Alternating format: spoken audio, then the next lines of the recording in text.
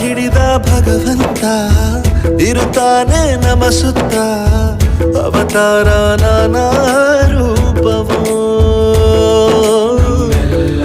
ಹಣೆ ಬರಹ ತಿದ್ದಿ ಬರೆಯಲು